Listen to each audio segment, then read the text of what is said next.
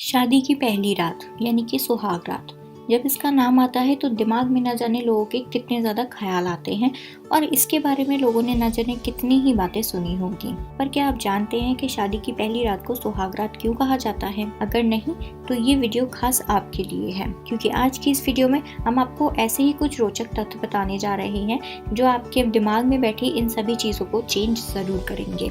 इसी के साथ अगर आपने अभी तक हमारे चैनल को सब्सक्राइब नहीं किया है तो इसे सब्सक्राइब कर लें और बेल आइकन को भी प्रेस कर लें, जिससे हम ऐसी कोई भी नई वीडियो डालें तो उसकी अपडेट आपसे मिस ना हो। तो शादी की पहली रात के बारे में जैसा आप सोच रहे हैं वैसा इसमें कुछ भी नहीं होता है। फर्स्ट नाइट यानी कि सुहाग रात यानी कि पति और पत्नी की पहली रात, इसके बारे में तो अब बच्चा बच्चा भी जानता है और अब इसके बारे में बात आती है तो सबका दिमाग टेढ़ा घूमने लगता है, जबकि ऐसा इसमें कुछ है नहीं। पहले जमाने में क्या होता था कि जब लड़की को देखने जाते थे तो घर के सिर्फ बड़े बूढ़े ही जाया करते थे, लड़का नहीं जाता था। और अगर उन्हें रिश्ता पसंद है या फिर लड़की पसंद है तो वो उसे शगुन के तौर पर कोई सिक्का देकर घर आ जाते थे या फिर कई बार चुन्नी उड़ाकर भी सभी साथ आते थे, जिससे पता लगता था कि ये रिश्ता पक्का हो चुका है, जो कि आज के जमाने में बिल्कुल ही अलग है। आजकल शादी से पहले मीटिंग्स होती हैं घर में या फिर रेस्टोरेंट में या फिर कहीं भी बाहर जाकर, जिससे लड़का लड़की आपस में एक दूसरे को जान लेते हैं और पूरी तरह से एक दूसरे से बात भी कर लेते हैं।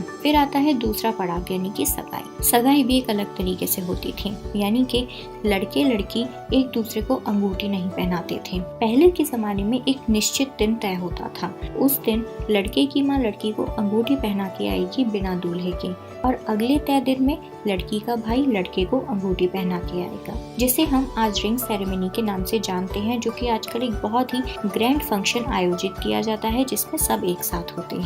उसके बाद आती है शादी। अगर आपके माता पिता गांव या देहात के हैं तो उनसे पूछना, पहले क्या होता था कि दुल्हन सुंदर से नेट के दुपट्टे में नहीं बल्कि वो एक सुंदर सी साड़ी पहनकर आती थी और वो सफेद चादर में ढकी होती थी जिसमें सिर्फ सिंदूर के समय माथा दिखता था। फिर होती थी विदाई, जो कि सुबह के टाइम पर होती थी और घर पहुंचते ही दुल्हन से हल्दी के थप्पे यानी कि नई बहू से उसके हाथों से दीवार पर स्टैंप लगवाया जाता था और उसके बाद पकवान बनवाना और फिर मुंह दिखाई होती थी।